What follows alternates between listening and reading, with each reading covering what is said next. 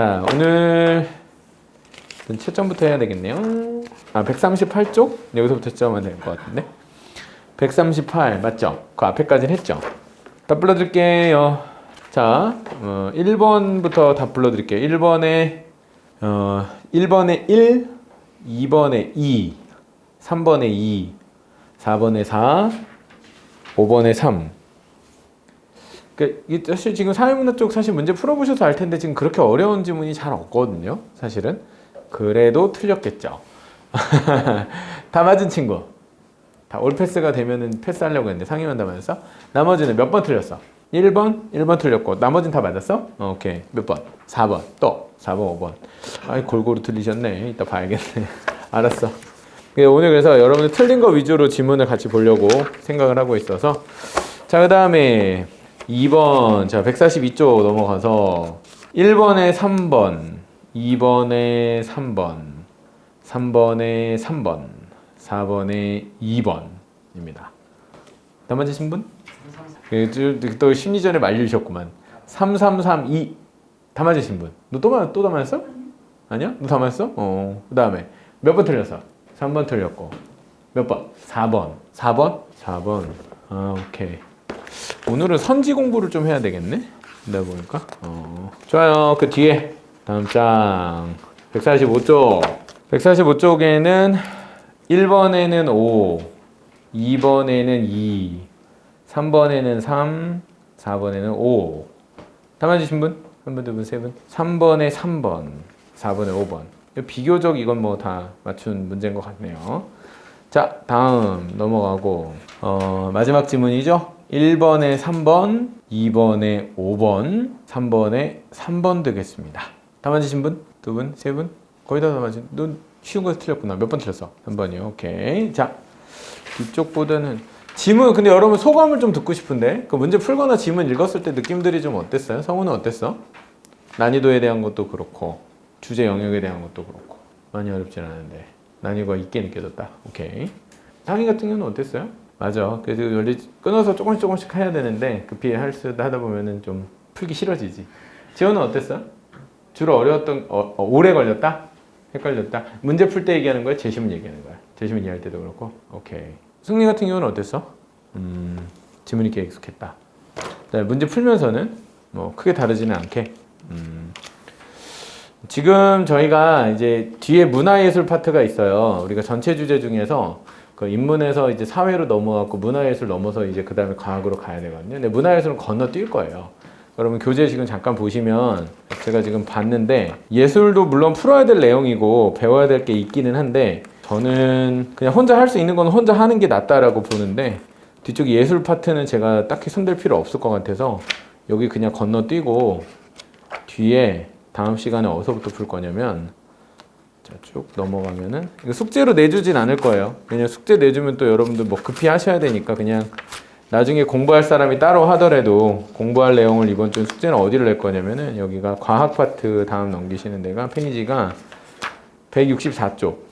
이쪽에서 지금 지문 이제 뽑아서 같이 공부하려고 하는데 그래서 과학 파트 전체를 물화생지 파트를 2주에 걸쳐서 나가려고 합니다. 다음 주랑 그 다음 주 해가지고 과학까지를 끝내려고 하는데 과학을 끝내고 나면은 이제 공학 혹은 기타 지문 남아요. 그래서 전체 영역을 한 번 더 보게 되는 건데 저희 수업에서 1강 때 여러분들한테 말씀드렸던 어떤 목적의식이 있는데 비문학을 제가 가르쳐 드린다라고 했었을 때 두 개를 얻고 싶었어요. 하나는 뭐냐면은 배경 지식이죠. 그리고 또 하나는 구조적인 독해인데 구조적인 독해 연습을 하다 보면 이 글에서 중요한 내용이 무엇인지 그렇지 않은 게 무엇인지 구별할 수 있게 되거든요. 그리고 우리가 그걸 머릿속에 어느 정도 그림을 갖게 돼요. 그리고 이 기억이 사라지기 전에 그걸 다시 반복하게 되면 그게 축적돼서 거꾸로 구조적인 독해를 통해서 얻은 중심 정보가 머릿속에 남아있게 되면 비슷한 구조를 가지고 있는 또 다른 글을 만났을 때 아무래도 친숙하고 익숙하게 느끼게 되는 거죠. 그래서 읽는 지문의 난이도를 점점점 올려가는 형태로 학습을 할 수 있는 기초가 되는 과정인데 지금 오늘 보게 되는 이 사회 파트도 그렇고 사실 다음 주에 풀려고 한 그 건너뛰게 되는 이제 그 예술 파트도 그렇고 여기는 구조적인 지식의 체계가 좀 약한 파트예요. 그러니까 뭐냐면 경제 같은 경우에는 뭐 수요 공급 개념이 한번 쌓여야 그 뒤에 있는 내용이 쭉 다 이해하는 이 체계성이 단계성이 굉장히 큰 과목들인데 사회 과목이나 문화예술 파트 경우에는 그게 그렇지가 않아요. 다 분절적으로 각각의 제시문이 다 따로 놀아요. 그래서 어차피 그 제시문이랑 비슷한 걸 또 보게 되면 상당히 좀 배경 지식이 도움이 될 가능성이 높은데 꼭 그렇지 않을 수도 있고, 그리고 그냥 대충 그런 류의 것들을 많이 본 경험이라면 충분히 이해가 갈 정도고, 혹은 모를 개념이 있어서 손 못 대는 그런 느낌은 아니거든요. 사실 오늘 문제 푼 것들 중에서는 이거보다는 법 쪽의 문제를 우리가 좀 더 좀 봐야 될 필요가 원래는 더 있어요. 법 쪽 문제를 더 많이 보면 좋겠다 싶긴 했는데, 뭐 이 문제집 컨셉 자체가 전체를 다 훑으려고 하는 거기 때문에 좀 오히려 그 부분이 좀 보완이 필요하다. 근데 그 부분이 그래서 어디로 갈 거냐면은 빠작에서 다룰 부분이고, 빠작에서 그 보충 논제로 드렸던 부분 중에 이제 그런 해당 지문들이 좀 있는 것 같아요. 자, 그러면 빠작 부분도 푸셨는가 모르겠는데 일단 답을 체크를 해야 되니까 이번 주는 또 푸신 분들이 있을 테니 한번 답을 체크를 해봅시다. 지난번에 1번은 답 맞췄고, 그지? 1번 제시문 답 맞췄던 것 같고, 그 다음에 몇 번 맞춰야 되니? 2번도 이번 주 푸는 거였지. 자, 2번 답 부를게요. 자, 풀긴 풀었습니까? 근데 이거 또 풀어야 답을 맞추지. 안 풀었으면 답 체크만 하세요. 나머지 분들은. 이제 뭐 더 기다리기는 애매하니까. 자, 2번 지문입니다. 요거는 답이 월드컵 이거 문제 나온 거. 1번에 2, 2번에 3, 3번에 3. 다 맞은 사람. 이건 다 맞은 것만 물어보면서 갈게. 1번에 2, 2번에 3, 3번에 3. 다 맞진 않았습니까? 네, 오케이. 넘어갈게. 다음. 3번도 숙제 냈던 것 같아요. 3번 불러드릴게요. 3번 지시문은 1번에 1, 2번에 2, 3번에 2. 4번이 이번 주 숙제 나간 거죠? 4번. 4회문은 4번. 아니야? 4번 집은 안 나갔어? 1, 2, 3, 6, 7, 1, 3, 6, 70이야? 오케이. 이번 주 거 잘못 쳤구나. 1, 3, 6, 6이야 6. 자, 6 불러올게. 6번 지문은 1번에 5, 2번에 1, 3번에 5. 다 맞은 사람? 은근히 하나씩 틀리는구나. 1번에 5, 2번에 1, 3번에 5. 그 다음에 7번 지문 넘어갑니다. 7번 지문. 1번에 3, 2번에 2, 3번에 3. 3, 2, 3. 다 맞으신 분? 틀리셨습니까? 다 맞았어? 지호 다 맞았고 또? 없습니까? 다음에 7번까지 했고 다음 몇 번? 10번인가? 1번에 1, 2번에 4, 3번에 1. 2번에 4, 3번에 1. 3번에 1. 오케이. 다 맞으신 분? 오케이. 자, 그러면은 오늘 내용으로 이제 지문 분석 같이 해봅시다. 지난 시간에 다뤘던 법치주의 법체계 문제부터 복습 쭉 가면서 같이 볼 텐데 132쪽 펴보세요. 132쪽. 132쪽 이거 지문 틀린 거 있나 모르겠네.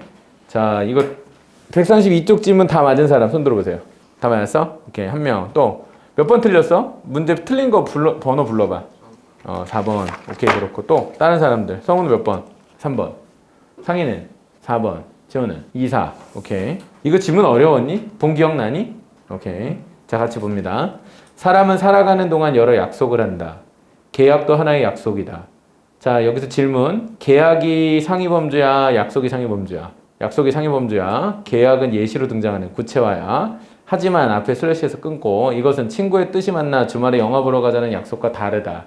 무엇무엇과 다르다라고 하는 부정형의 문장, 굳이 없어도 되는 문장이야. 왜? 이것이 잡아봐. 최성호는 원빈이 아니다.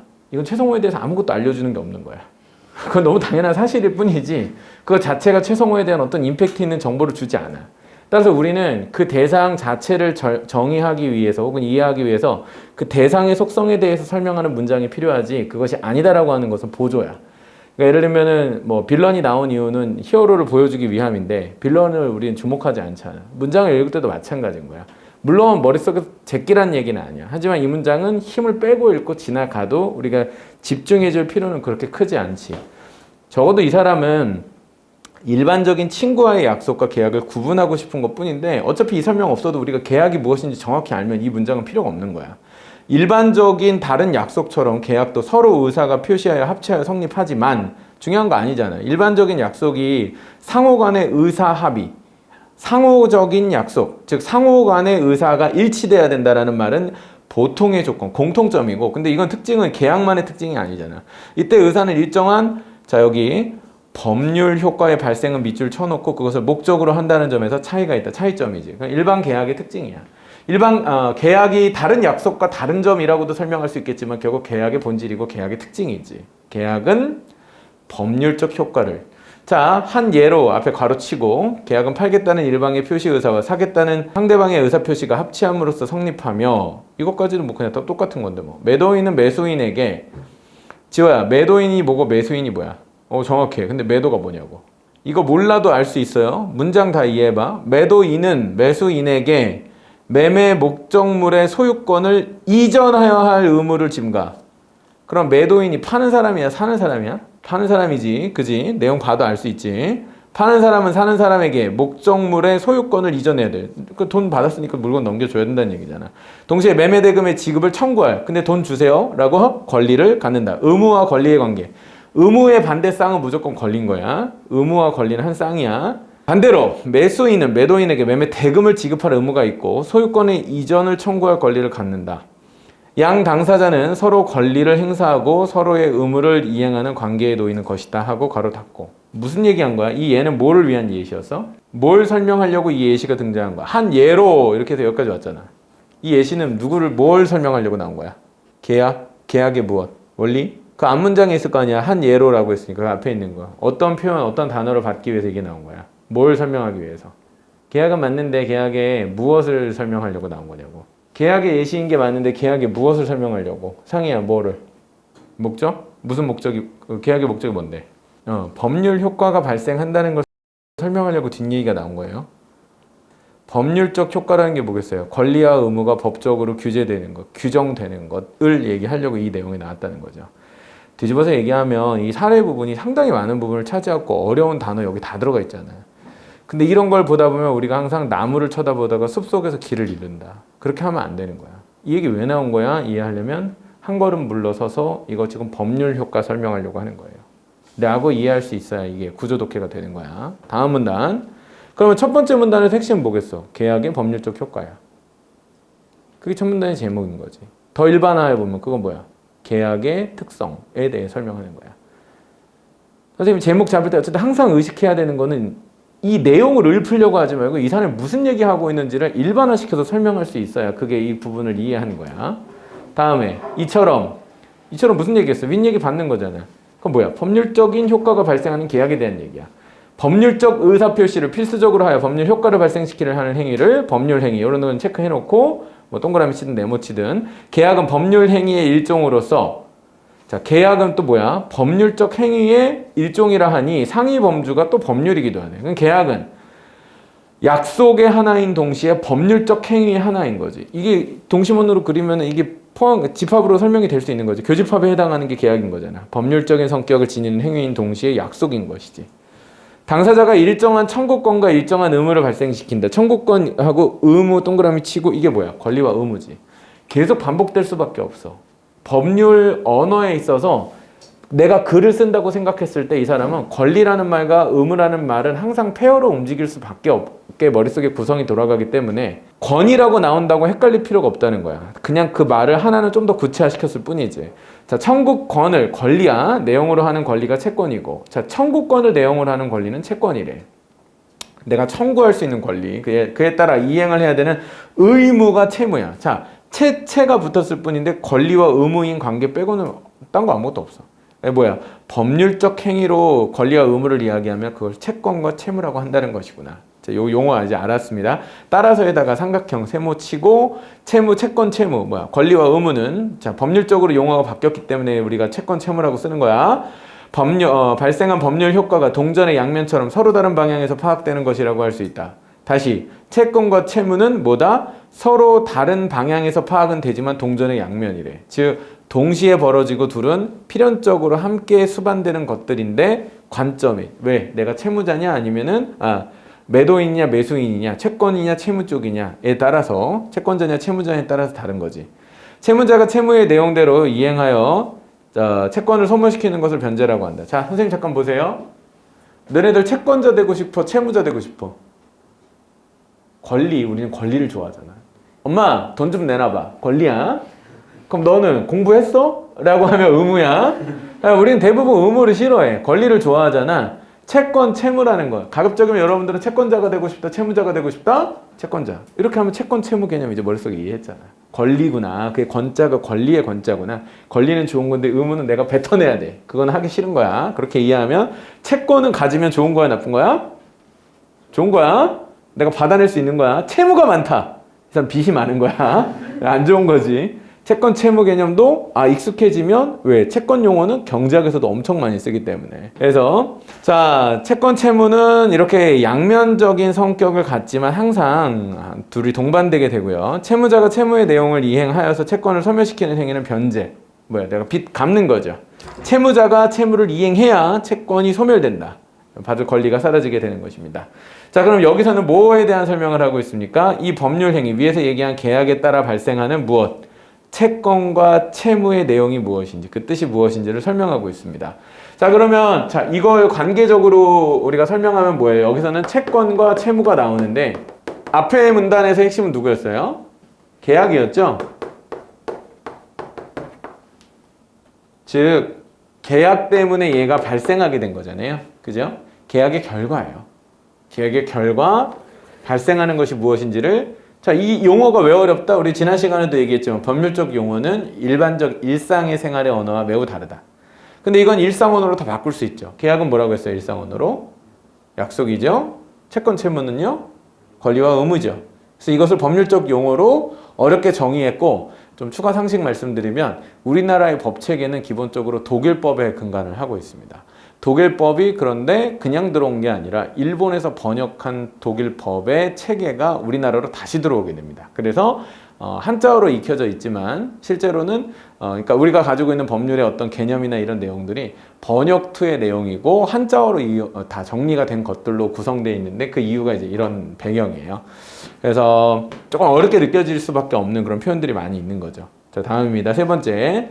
갑과 을은 을이 소유한 그림 A를 갑에게 매도하는 것을 내용으로. 자, 매도 나왔네. 아까 얘기했잖아. 매도인은 뭐예요? 물건을 파는 사람을 얘기한 거였습니다. 따라서 매도하는 것을 내용으로 매매 계약을 체결했습니다. 계약 체결했죠? 자, 이거 대충 분위기가 뭐예요? 이거 예시입니다. 이런 문단은 제목 쓸 것도 없어요. 그냥 예시 문단인 거죠. 자, 을의 채무는 그림 A의 소유권을 갑에게 이전하는 것입니다. 동산인, 자, 여기서 동산이 있으면 뭐가 있냐면 부동산이 있는 거죠. 부동산 땅입니다. 따라서 재산 중에서 움직일 수 없는 재산을 우리는 부동산이라고 하는 거예요. 그래서 건물이나 집이 다 부동산이 되는 것이고, 재산은 재산인데 움직일 수 있는 재산, 대표적인 게 뭐겠습니까? 돈이죠, 돈.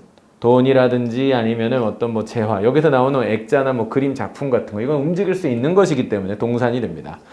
자, 그래서 동산인 물건의 소유권을 이전하는 방식은 그 물건을 인도하는 것이다. 갑은 그림 A가 너무나 마음에 들었기 때문에 그것을 인도받기 전에 돈부터 먼저, 호구죠, 호구. 이렇게 하면 큰일 납니다. 그런데 갑이 아무리 그림 A를 넘겨달라고 청구하여도, 그러니까 막 달라고 요구할 뿐인데 그 단어를 되게 어렵게 표현한 거죠. 을은 인도해주지 않았다. 인도해주지 않았다, 이것도 어려운 표현입니다. 그냥 주지 않았다라고 이해하면 되는 거예요. 이런 경우 갑이 사적으로 물리력을 행사해서 해결하는 것은 뭔지 아시죠? 느낌적으로 이렇게 하면 감옥 갑니다. 철컹철컹.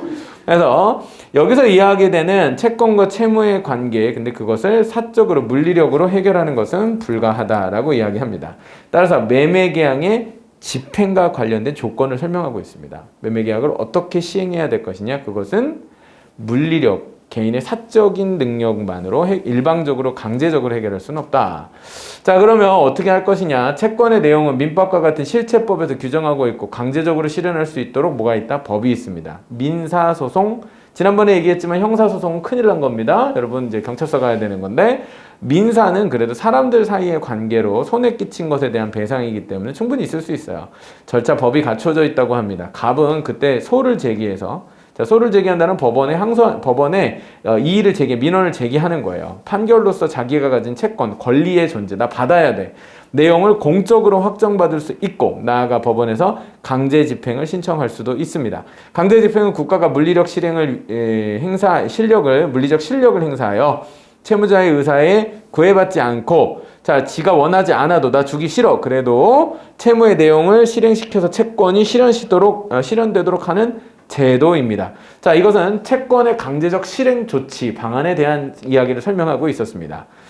자, 그래서 위쪽에서는요, 채권의 실행 과정에서 제약이 있었죠. 그것을 아무리 내 권리라 하더라도 개인의 사적인 물리력을 통해서 이용할 수는 없다. 핵심은 사적인 물리력은 안 된다는 거였어요. 근데 여기서는 공적인 물리력, 즉 국가와 법의 힘에 의해서 그걸 실행시킬 수 있다고 얘기하죠. 그럼 이 세 번째, 네 번째 문단은 모두 채권의 실행에 관한 이야기였습니다. 즉 뭐예요? 위에서 얘기한 것처럼 채권이 소멸되는 변제의 과정을 이야기했는데 변제가 안 되는 경우에 어떻게 할 것인지를 3, 4문단이 설명했습니다. 자, 을이 그림 A를 넘겨주지 않은 까닭은 갑으로부터 돈 받은 뒤에 을의 과실로 불이 나면 뭐 완전 막장입니다. 결국 채무는 이행불능이 됐습니다. 어렵죠? 무슨 얘기입니까? 그림을 넘겨줄 수가 없게 됐다는 얘기입니다. 의무를 실행할 수가 없게 됐다는 얘기입니다. 소송을 하더라도 불능의 내용을 이행하라는 판결은 나올 수가 없어요. 그림이 없으니까요. 그럼 이때 문제를 어떻게 해결하냐? 그냥 너무 단순하죠. 그냥 돈 돌려줘. 이렇게 되면 되는 건데 여기서는 이렇게 복잡한 과정이 있어요. 즉 재판의 판결이 나오더라도 불능의 내용 어렵지만 그림을 돈 낸 사람에게 주라는 말을 시행할 수가 없대요. 이걸 이렇게 어렵게까지 해야 돼? 그림 A의 소실이 계약 체결 전이었다면 그 계약은 실현 불가능한 내용을 담고 있었기 때문에 체결할 때부터 계약 자체가 무효. 이건 사기친 거죠. 없는 그림 가지고 계약했다는 얘기니까. 이행 불능이 채무자의 과실 때문에 일어난 것이라면 채무자가 채무 불이행에 대한 책임을 져야 한다. 자, 이행이 안 되는 이유는 채무자의 과실, 채무자, 채무, 의무, 내가 줘야 될 의무가 있는 사람, 그림 가지고 있는 사람입니다. 과실 때문에 일어난 것이라면 채무자가 의무가 있는 그 그림 주인이 채무 불이행에 대한 책임을 져야 된대요. 어떻게 해요? 배상해야 되겠죠. 배상액이 얼마겠어요? 그림값이겠죠. 이렇게 어렵게 돌아갈 필요가 있습니까? 그림 불탔으니까 그냥 돈 돌려줘 라고 얘기하면 될 일을 법률적 용어에 따라서는 이처럼 어렵게 얘기한다는 거죠. 다시 한번 말씀드리지만 그래서 법률적 용어의 난해함은 일상적 상황의 언어로 그걸 바꾸어서 이해하고 나면 사실은 크게 어려워지지는 않는다라는 부분입니다. 자, 그래서 이제 책임을 져야 한다 얘기했고요. 이때 채무 불이행은 갑이나 을의 의사표시가 작용한 것이 아니라 매매 목적물의 소식, 그림이 불탄 거죠. 다른 이행 불능으로 말미암은 것이다. 그래서 목적물이 소실되었기 때문에 그림이 불탔기 때문에 물건이 없어서 이행하지 못한 것뿐이다. 의사가 작용한 게 아니라 뭐예요? 일부러 안 준 게 아니고 내가 나쁜 짓 해서가 아니고 이러한 사건을 통해서도 법률 효과가 발생한다. 자, 그러니 여기 무슨 얘기하고 싶은 거예요? 이 사람 법률 효과 얘기를 여태까지 하고 싶었던 거예요. 첫 번째 문단에서 얘기했다. 계약의 법률 효과죠. 채무 불이행에 대한 책임은 갑으로 하여금 계약을 해지할 수 있는 권리를 갖게 한다. 자, 순서입니다. 채무 불이행, 다음 순서는 갑으로 하여금 계약을 해제할 수 있는 또 다른 권리를 만들게 합니다. 갑이 계약 해제하는 권리를 행사하면 그때까지 유효했던 계약이 처음부터 효력이 없는 것으로 이때 계약 해제는 일방적 의사표시만으로 성립한다. 일방적으로 의사표시를 나는 이거 안 할 거야. 이 계약 무효야. 따라서 갑이 해제권을 행사하는데 을의 승낙은 요건이 되지 않는다. 이거 왜 얘기하는 거야? 왜 이렇게까지 길게 얘기하는 거야? 아까 계약은 뭐라고 했어? 자, 지금 여러분 저 잠깐 보세요. 여러분들 잘 이해하셨는지 한번 생각해 보죠. 지금 계약이 시행될 수 없는 상황에서 계약이 시행될 수 없는 조건이 지금 발생을 했고요. 근데 여기서 계약이라는 건 뭐라고 했어요? 법적으로 효력을 갖는 상호간의 약속이라고 얘기를 했잖아요.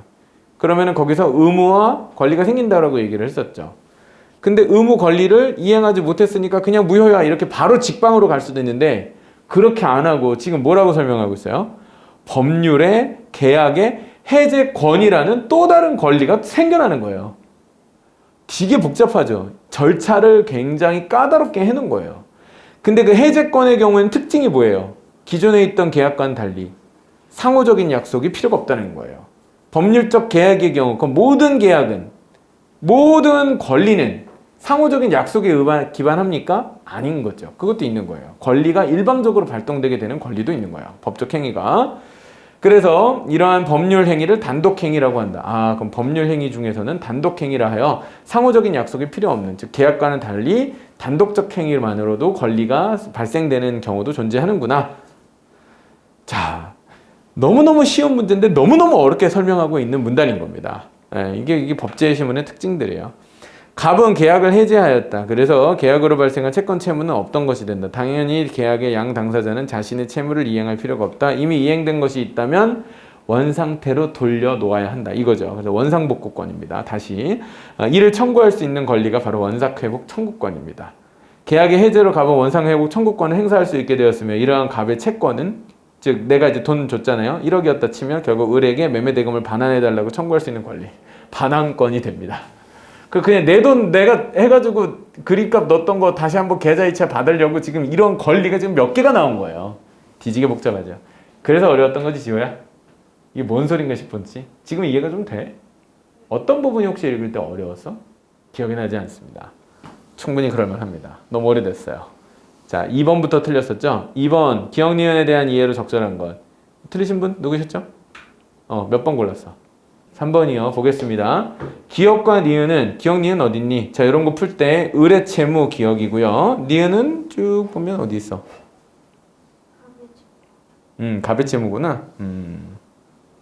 내가 왜 밑줄 쳐놓은 거에다 이렇게 뭔가 많이 써놨냐? 기억은 을의 채무. 갑의 채권이 맨 밑에 있구나. 자, 기억은 을의 채무고, 그 다음에 니은은 갑의 채권입니다. 여러분, 갑을도 다르지만 채무와 채권이 다릅니다. 유의해서 보시면 적절한 거 고르라고 했는데 정답이 5번이거든요. 근데 3번 같은 경우 기억과 니은은, 자, 기억과 니은, 을의 채무와 갑의 채권은 기억이 이행되게 되면, 을의 채무가 이행되면 그 결과로 니은이 소멸하는 관계이다. 이게 적절치 않다고 생각했던 이유는? 틀린 것 같았던 이유를 말해봐. 어떻게? 적절한 거. 그러니까 이게 그래, 그치. 가장 적절한 거, 이게 적절하지 않은 내용이지, 그러면은. 그지. 그러니까 이게 적절하다고 봐서 이걸 고른 거네, 그러면. 그지? 그럼 이렇게 풀지 말자. 하나씩 돌아가면서 적절하지 않은 거 이유를 설명을 합시다. 나도 헷갈릴 뻔했네. 자, 1번부터 틀린 이유 한번 설명해 볼까요? 자, 성우부터 가봅시다. 기억은 매도인의 청구와 매수인의 이행으로 소멸한다. 맞아요. 이게 왜 틀려요? 을의 채무. 을이 소유한 그림이야. 그림은 을이 가지고 있어. 그러면 을의 채무는 둘이 위치가 바뀌었다. 매도인은 파는 사람, 사는 사람. 그렇죠. 파는 사람이 청구하는 게 아니고 사는 사람이 청구하고 그걸 이행해야 되는 사람이 이 물건을 줘야 되는 의무를 가진 사람이죠. 매도인과 매수인의 위치가 바뀌었습니다. 다음에 2번 니은은, 자, 그러면 갑의 채권이죠. 채권자와 채무자의 의사표시가 작용하여 성립한 것이다. 왜 틀립니까? 이거는 승리가 해볼까? 없이죠. 그쵸? 이거 밑에 이게 약간 회의 큰 게 밑에 있는 니은의 갑의 채권의 경우에는 처음에 둘이 계약했던 내용이 아니라 계약의 해제로 원상회복 청구권 얻게 된 거에 대한 얘기잖아요. 그래서 원상회복 청구권 같은 경우에는 일방적인 권한으로 얻게 된 것이지 상호간의 합의에 의해서 도출된 게 아닙니다. 그 다음에 3번이 이제 적절하다고 이제 지금 판단을 한 건데, 요거는 지호가 한번 설명을 다시 해볼까? 기억과 니은은 기억이 이행되면 그 결과로 니은이 소멸하는 관계다. 적절하지 않은 이유는? 차근차근 생각해 보는 거야. 기억과 니은은 여기는 틀릴 게 없고, 기억이 이행되면 이 얘기 뭐야? 풀어서 설명해봐. 기억이 이행되면 을의 채무가 이행됐다는 말이지. 을의 채무를 이행했다는 말이 뭐야? 예를 들어 설명하면, 그렇죠. 그림을 판다라기보단 정확히는 주는 거예요. 소유권을 이전하는 행위죠. 그러면 기억이 이행되면 그림을 넘겨주면이란 얘기죠. 그 결과로 니은이 소멸하는 관계다. 여기가 문제가 있겠네. 소멸하는 거 아닙니까? 상희 씨, 뭐가 틀렸습니까? 값도 돈을 줘야 되는 거다. 자, 성우, 기억이 소멸하는 관계다. 왜 틀렸습니까? 니은이 소멸하는 관계다. 니은이 뭐죠? 갑의 채권이잖아요. 갑의 채권이 뭔데요? 계약이 체결되기 전 상태로 돌아갈 수 있다? 그게 이제 그 갑의 니은의 내용이니까. 그럼 니은이 그 결과로 니은이 소멸하는 관계다. 뭐가 적절치 않은 거야? 왜 틀린 거야? 어떻게? 갑의 채무가 이행되면, 여러분 이거 어떻게 맞은 겁니까? 갑의 채권이 뭔데? 거는 권리라고 했잖아. 갑의 권리가 뭐야? 채무가 이행되면, 채무는 을의 채무네. 을의 채무가 이행되면, 그것까지는 얘기했고. 상이 설명해봐. 이해했어? 짜네. 포기하지 마. 야, 이게 무슨 장면이냐면, 내가 잠깐 봐봐. 내 리프레시 시켜줄게.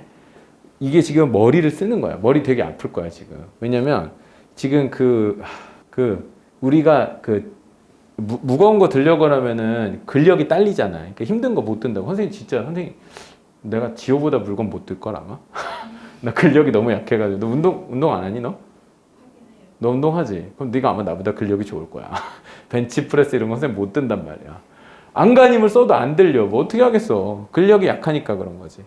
지력도 마찬가지야. 사고력이라고 하는 거. 집중력. 이런 것도 다 힘이거든? 지금 이제 니네가 여기서 지금 약간 삐 하면서 지금 이해도의 한계가 지금 온 거야. 뒷부분이 지금 사고 불능 단계 가서 컴퓨터가 멈춘 상태라고. 그 로딩이 계속 돌아가는 상태. 다시 생각해봐. 근데 내가 이거 왜 얘기하냐면 이거 넘어가야 똑똑해지는 거야. 이 부분 찾아내려고 우리 공부하는 거거든. 이해가 안 되는 부분 찾아내려고. 해봐, 상이야. 너 설명할 수 있겠니? 이 문장 왜 틀린 거야? 그렇지. 이행되면 갑이 돈을 줘야 되는 게 채권 아니냐. 자, 상이가 지금 저렇게 푸는 게 틀렸다는 걸 이해하면 이 문제를 이해할 수 있는 건데. 너네 아까 1, 2번에선 이렇게 안 풀었어. 2번에서 아까 뭐라 그랬어? 승리야, 너 2번 문제에서 니은은 아니라고 했잖아. 상호적인 게.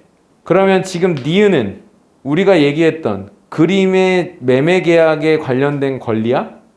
마지막 문단에서 처음 시작 봐봐. 갑이 계약을 해지했다. 그 계약으로 발생한 채권과 채무는 없던 것. 이때 사라지는 채권이 뭐야?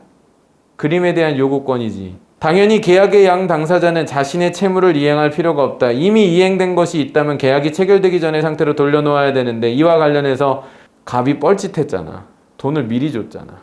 이를 청구할 수 있는 원상태로 복구할 수 있는 권리가 원상회복 청구권이잖아.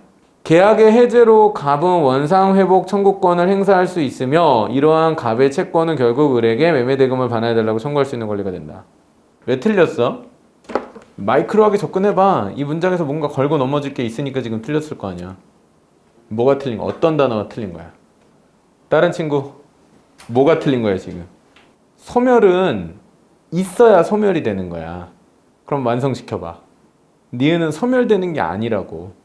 존재를 할 수가 없게 된다고. 애초에 없는 것이 되는 거지. 을이 이 의무를 이행한 순간 아까 얘기한 것처럼 이 채권이 발생할 조건이 사라진단 말이야. 원상 회복권을 요구할 권리가 없어지잖아. 계약을 이행을 해버렸는데. 이해돼? 소멸이 아닌 거야. 소멸은 있던 것이 사라지는 걸 얘기하는 거잖아. 이게 있던 게 아니야. 게다가 있던 것의 소멸은 왜 중요해? 아까 권리가 의무가 이행되면 어떻게 된다고 그랬어? 권리가 소멸하는 것을 뭐라고 했어? 두 글자로. 변제라고 했잖아. 이거는 변제가 나와야 될 때 나와야 되는 용어란 말이야. 근데 이건 변제하고 자시고가 아니야. 애초에 권리 자체가 아예 사라지게 된다고. 무슨 말인지 이해돼? 그렇게 이해하고 풀었던 거야? 얘들아? 지금 여러분들이 얘기하는 자 메타인지 해보자. 지금 뭐가 자꾸 헷갈렸어? 상희씨? 설명하면서 뭐를 지금 헷갈렸지? 그러니까 지금 갑의 채권이라는 말을 듣고 앞에서 처음에 이 계약관계에 성립되어 있는 최초의 권리를 지금 얘기하는 줄 알고 지금 착각이 계속 벌어지는 거잖아. 그지? 그림과 관련된 1차원적인 채무와 권리의 관계를 얘기하는 게 아니고 너도 아마 지호도 그래서 틀린 거 아니야 너? 그지? 얘가 그림 주면 받을 권리가 소멸된다 이런 식으로 이해했었던 거지? 아마 그럴 가능성이 지금 조금 높아 보이거든요. 근데 문제 출제의 원리도 사실은 그렇겠죠? 이 문제도 역시 채권의 개념이 아니 왜 유독 채무는 저 위에 있는데 채권이 저 밑에 가 있어. 채무와 채권이 그 근처 언저리에서 같이 있어야 되는데 이 채권은 그 채권과는 시점이 다른 채권을 얘기하는 거거든. 혼란을 야기하는 거예요. 근데 지금 그것을 명확하게 이해할 수 있는가? 그러니까 답은 그래도 이상한 거는 우리가 어떻게 넘어가요? 그냥 이상한데 하고서 그냥 넘어가고 이건 확실해라고 하는 걸 고르는 것까지는 되는데 이상한 게 왜 이상한 건지를 설명해내는 수준의 이해력을 가지고 있는 사고력을 가지고 있는 친구와 그렇지 않은 경우가 문제인데 이게 이래서 수능에서 다 망하는 거예요. 이게 뭐냐면 수능에서 문제가 다 3번 같이 나와요. 3번 같은 것들 중에 골라야 돼. 이래서 못 푸는 거라니까? 자, 우리가 지금 다시 얘기를 하지만 지문에 대한 정확한 이해와 선지 공부로 이제 다음 단계는 넘어가야 되는데 사실은 아직은 선지 공부를 할 때는 아니어서 선지가 그렇게 어렵기보다는 지문을 잘 이해하면 여간하면 푸는데 요거는 확실히 여러분들의 그런 인지 부조화 내가 생각하는 것들 속에서 지금 그림 얘기했고 갑의 채권은 그러면은 그림을 요구할 수 있는 권리인데 그림을 주면 그게 사라지는데 순간 착각을 유도하는 제법 괜찮은 문제겠죠. 자, 이 문제 같은 경우는 제가 뭐 해답에 나와 있는 이 문제 출전을 보면은 이게 이거 2019년도 수능 문제네. 2019년도 수능 문제였어요. 근데 이것도 오답률이 아주 높은 문제는 아닐 거야. 근데도 요 정도 나오면은 자, 그리고 늘 얘기하지만 내가 어려우면 남도 어렵고 남들이 어려운 문제 나도 그럼 결국 차별점은 어떻게 생겨? 남이 어려운 걸 내가 어떻게 해결해내느냐 요 부분의 문제거든. 그러니까 요거 지점이면 내가 볼 때 지금 요 정도 열심히 하는 친구들도 지금 다 털리잖아요. 여러분 다른 친구들도 이거 다 털릴 거야. 근데 이거를 해낼 수 있는 실력을 가지고 있으면 자, 그래서 항상 정확도가 우선이고 속도, 시간은 중요하지 않아. 정확도가 되어 있으면 시간은 단박에 고쳐질 수 있는 거거든. 근데 이 지점들을 여러분 지금 같은 느낌을 여러분 수학 공부에 적용해야 돼. 내가 수학을 공부하는 과정에서 자꾸 개념은 아는데 응용이 안 돼. 이런 거 잘못된 오해거든. 근데 정확히 모르는 것들을 찾아내기 위해서 공부를 하는 거야. 그러니까 물론 저는 옛날에 수학 공부할 때 동글뱅이 치는 느낌으로 공부하긴 했어요. 한 페이지 유일한 쾌감이 그거였어. 이렇게 동그라미 치는 거. 근데 알잖아. 이렇게 하면 너무 마음이 슬프지. 근데 그걸 정확하게 분석을 하고 넘어갔을 때 실수였으면 진짜 그 더 뼈 아픈 거고. 근데 진짜 모르는 거 나왔어. 그러면 땡큐여야 돼. 왜? 이거 내가 오늘 모르는 거 하나 만났기 때문에 이거 알고 넘어감으로써 다음번에 내가 뭔가 내 실력이 업그레이드 될 기회가 오겠구나. 요 생각을 하는 거거든. 지난번에도 얘기하지 않았냐? 동그라미만 너무 계속 치는 문제집을 만났어. 이거 무슨 얘기야? 문제집이 너무 쉽다는 얘기야. 그래서 의도치 않은 이 구간에서 여러분은 우리가 털렸다면 이건 굉장히 땡큐할 문제입니다. 그리고 2019년 수능 문제니까 뭐 리스펙 해야겠네. 틀려줘도 뭐 그렇게 기분 상할 일은 아닐 것 같아. 그치? 자, 4번 봅니다. 기업과 니은은 동일한 계약의 효과를 서로 다른 측면에서 바라본 것이다. 이게, 그러니까 지금 이제 보이지? 이게 왜 틀렸는지가 너무 이 문제의 출제 원리라는 거 아니겠어? 이 출제자가 평가원에 있는 교수님이 기업과 니은은 동일한 계약의 효과를 서로 다른 측면에서 바라본 게 아니라는 데 착안해서 이 문제를 만든 거잖아, 애초에. 이건 동일 계약 얘기가 아니라고, 그지? 앞에 계약이 제대로 이행되지 않았을 때 두 번째 계약이 일방적으로 작동하게 되는 원리에 대해 설명하고 있었던 거잖아. 그러니까 교수님이 속마음이 드러난 복이야, 이건. 틀린 게 명확하게 보이는 거지. 자, 이 문제에 대한 이해도를 그래서 근데 사실 여러분들이 집에 숙제하러 갔을 때 이 정도 이해도를 갖고 문제를 공부하기는 되게 쉽지 않아요. 시간이 오래 걸리거든. 그리고 지금도 겪지만 혼자서 아무리 생각하려고 해도 생각이 잘 안 되잖아요. 근데 이때 답지를 안 봐야 돼. 요게 답지를 안 봐야 되는 공부인 거야. 요걸 답지를 안 보고 해낼 수 있어야 그게 되는 거야. 답지를 진짜 너무너무 보고 싶어지는 상황에서 볼 수 있는 상황까지 가는 그 과정이 이런 거야. 내가 지호랑 운동하러 갔는데 지호가 나보다 더 잘해. 그래서 얼마나 쪽팔리겠어. 그러니까 진짜 막 미친 듯이 막 어떻게든 들 거야 막 이렇게 하는데 막 안 들어져 진짜. 그래서 하다가 이제 막 밤에 막 혼자 와서 연습하고 막 치팅을 다 써가지고 결국 이겨내는 그런 느낌을 가지고 공부를 해야 그래야 실력이 늘어요. 야 이거 난 이거 오늘 안 하려고 했었는데 이거 이거 하나 얻어가네. 고맙네. 자, 다음에 마지막에 거 보면은 기억에는 물건을 인도할 의무가 있고 니은에는 금전을 지급할 청구권의 권리가 있다. 그죠? 이거는 이제 여러분 이제 이해했을 겁니다. 자, 3번 보겠습니다. 3번도 틀렸죠? 틀리신 분 누구였어? 자, 몇 번 골랐어? 2번 골랐어? 자, 그 2번 고른 경우를 우리가 분석을 해보면 자, 우리가 지금 맞고 틀리고가 우리한테 아무 의미 없다는 걸 여러분 2번 문제 풀면서 지금 느끼셔야 돼요. 우리가 맞은 거 오히려 독이야, 독. 내가 이 문제를 안 들여다보고 공부를 1도 안 하게 만드는 아주 되게 오히려 안 좋은 거지. 자, 1번이 지금 답인데 1번이 적절한 거래요. 근데 적절하지 않다고 생각했을 것이고 두 번째 게 적절하다. 요 케이스는요. 케이스상 조금 어려운 그러니까 틀리는 것도 종류별 확률이 있거든요. 근데 예를 들면은 답이 아닌 것들을 앞에서 먼저 고르면 다행인데 답인 걸 넘어가는 형태로 틀리는 경우는 사실 예외가 조금 되는 경우일 수 있어요. 그러니까 가급적 피해갔어야 되는 이거 오답률이 좀 낮은 문제일 수 있거든요. 이렇게 되면은 근데 내용이 되게 어렵다면 모르겠어요. 자, 일단 1번 한번 보겠습니다. 가의 상황에 대한 설명으로 자 그럼 가 앞에 보면은 채무는 이행 불능 이거 불탄 거죠? 그림 불탄 거. 그러니까 항상 이렇게 채무 이행 불능되었다. 그거 아까 그림 불탄 거 일상적 상황으로 예시를 전환하면 지호야. 이렇게 되면 이해도가 계속 명확해지는 거야. 흐름 같은 거 잡아낼 때. 을의 과실로 이행 불능이 되어 갑의 계약 해제권이. 그럼 갑의 계약 해제권이 뭐야? 나 이거 기존에 했던 계약 이거 무효. 내 거 원상복구 해놔. 요거 요구할 수 있는 권리가 발생한다는 얘기니까 아마 이 문장이 대부분의 경우는 잘 이해를 했다면 정답을 앞에서 고르게 되니까 뒤까지 내려갈 가능성이 거진 없었으니 아마 그게 괜찮을 텐데 본인이 틀렸다고 생각했던 이유는? 그 부분을 얘기해 줘봐. 자, 문장 하나로 이해가 안 되면 어절로 잘라보면 돼. 을의 과실로 이행 불능이 돼요. 여기까지 이해했었어? 이해했어? 갑의 계약 해제권이 발생한다. 이 부분이지. 자, 이거 왜 이게 아닐 거라고 틀렸다고 생각한 거야? 자, 제가 이거를 분석을 해보는 이유가 뭐냐면은 여러분들이 여기서 뭔가를 배워가라고 지금 알려드리려고 일부러 이 얘기를 하는 건데 자, 저는 항상 어떤 원칙을 가지고 있냐면 우리가 바보가 아닌 이상 모든 실수에는 다 이유가 있다. 우연이란 건 존재하지 않는다라고 저는 생각해요. 그러니까 무슨 얘기냐면은 우리가 이 부분을 풀 때 분명히 느낌상 이상해서 이건 답이 아닌 것 같아라고 넘어갔을 수도 있는데 그 느낌은 근거 없이 생기지 않아요. 그 이따가 우리가 뒤쪽에서 볼 때 그 뭐였지? 그 공포 그 환영론이 이야기 나왔던 지문이 있잖아. 그 지문도 사실은 나는 그 지문 이번에 읽으면서 굉장히 재밌다는 생각을 했는데 왜 그러냐면 그렇잖아? 우리가 유령이 아니라는 걸 영화를 보면서 뻔히 아는데 그걸 왜 우리가 겁을 먹을까? 이거 상당히 재밌는 질문이에요.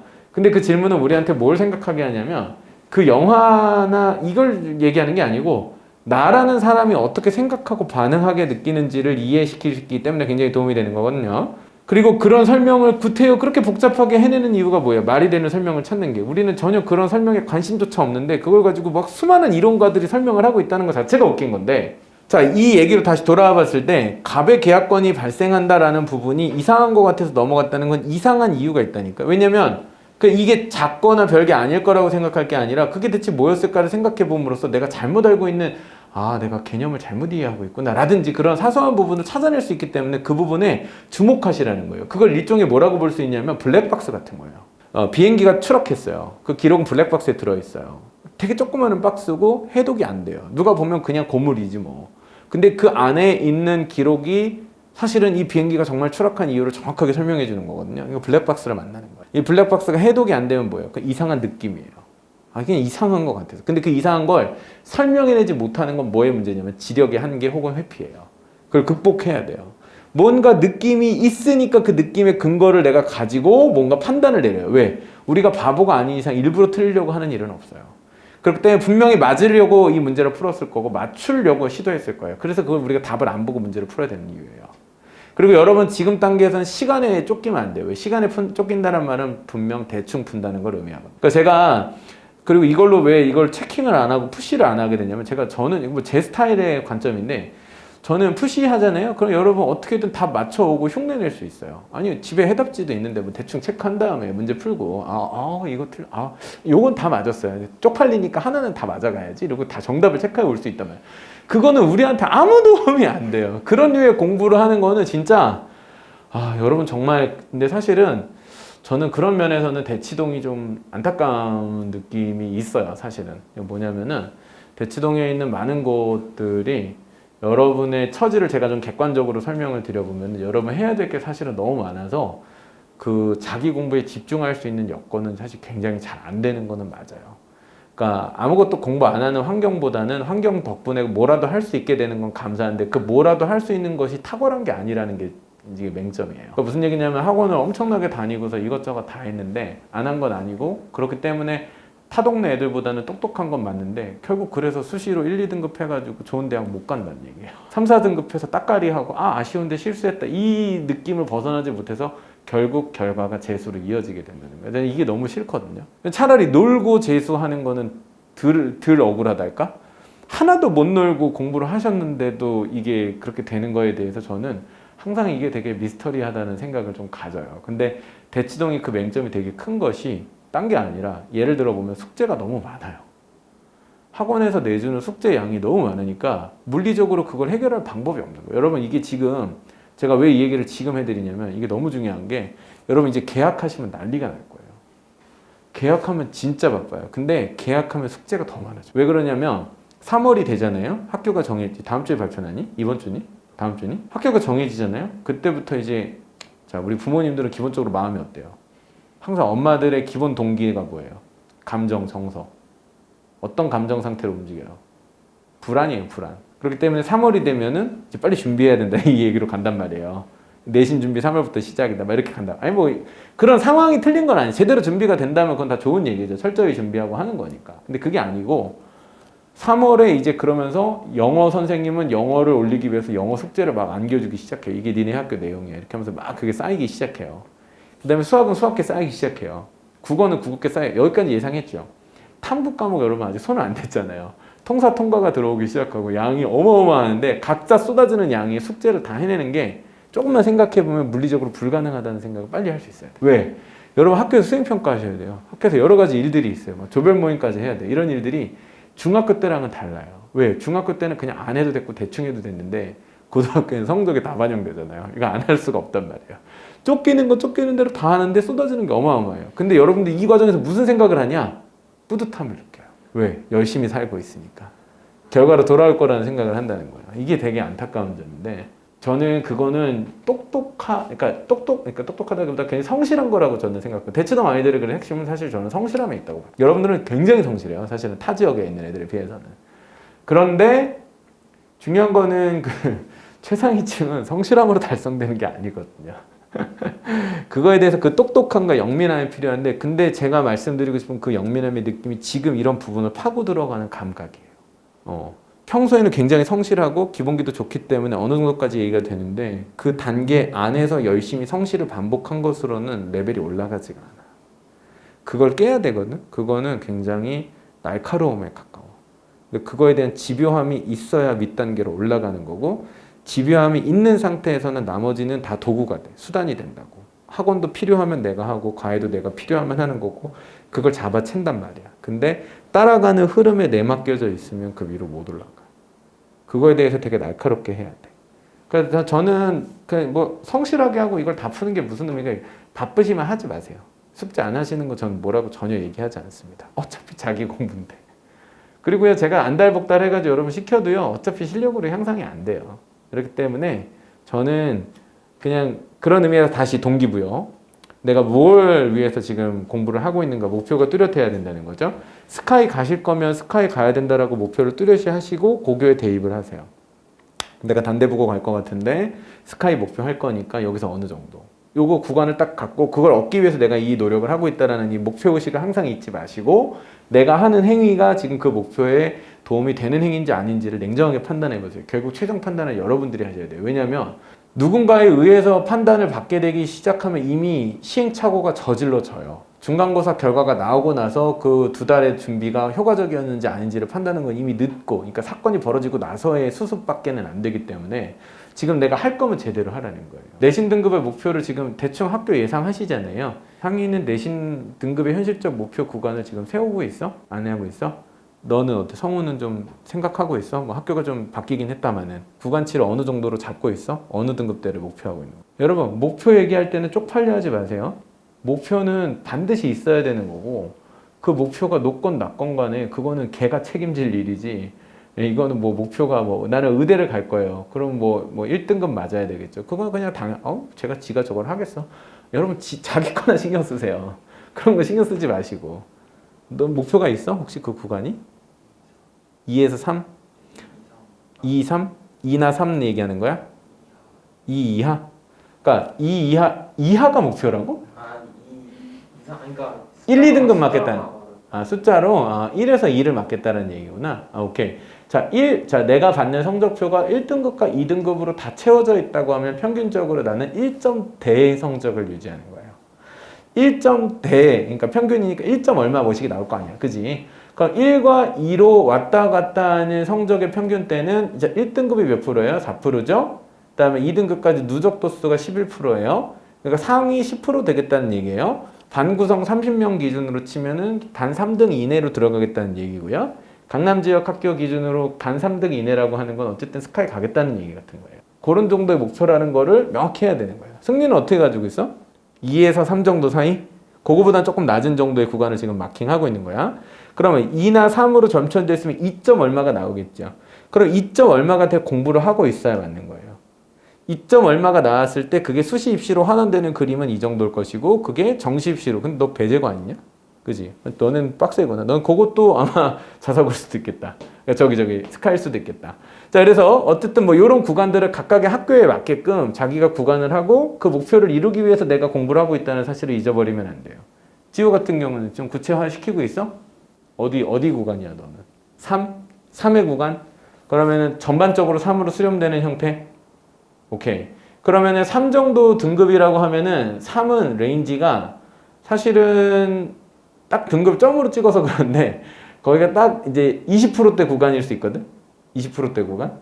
그러니까 위로 치면은 10%에서 20%인데 이 마지노선쯤으로 보면 20%야. 그럼 반 기준으로 쳤을 때 30명 기준 정원이면은 6등 안에 반 5등 정도 안에 이내는 들어가겠다라고 생각하고 있는 각오를 가지고 있어야 돼. 그렇게 환원해서 생각할 줄 알아야 돼. 그리고요. 여러분 고등학교가 굉장히 약간 두렵게 느껴질 수 있는데 근데 사실은요 풀이 똑같아요. 여러분 친구들이 그대로 올라가기 때문에 사실은 중학교 때보다 열심히 해야 되겠지 성적도 안 나오겠지 이렇게 근데 절대평가 상대평가 바뀌는 건 어쩔 수 없는데 그렇게 쫄지 마세요. 어차피 그 똑같아요. 똑같은 놈들이랑 하는 거예요. 별로 다르지 않아요. 그러니까 여기에 겁먹는 순간 여러분들은 무너지시게 될 텐데 겁먹을 필요는 1도 없습니다. 겁먹으실 필요는 사실 없어요. 근데 중요한 건 내가 흐리기 때문에 내가 불분명해서 문제가 발생하는 거지 경쟁자가 더 세지지 않아요. 걱정하지 마세요. 그걸로 절대로 결판이 나진 않습니다. 자, 많이 얘기해 드렸는데 다시 돌아오지만 제가 이 얘기를 해드리는 이유는 뭐냐면 공부란 게 뭔가 공부란 건 배움이고 내가 어제는 모르고 있었던 거 오늘 아는 것에 대한 얘기인데 여러분 그렇게 아는 공부를 하고 계십니까? 이걸 스스로 물어보세요. 숙제를 하고 있고 진도를 나가고 있냐를 물어보는 게 아니고 정말 알았느냐라고 물어보는 겁니다. 정말 알기 위해서는 전제가 있어야 되겠죠. 뭐겠습니까? 모르는 것을 발견해야 그게 알아지는 것입니다. 자, 근데 첫 번째 개념 순환 강의에서 1차 강의 들을 때 모르는 게 나오는 건 당연한 거예요. 그냥 내가 모른다고 전제하고 들으니까.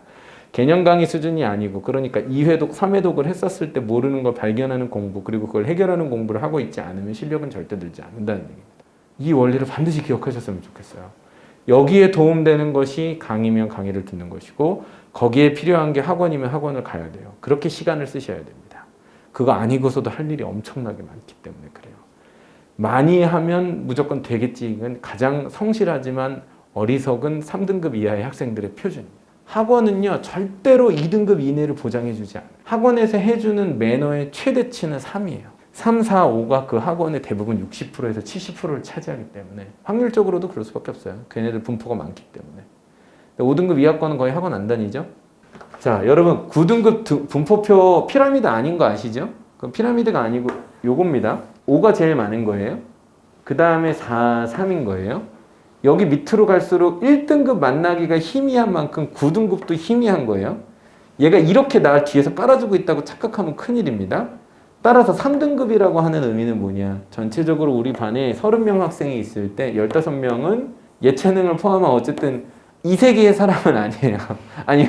현 세계가 아니라 이 세계의 사람들이에요. 이쪽은.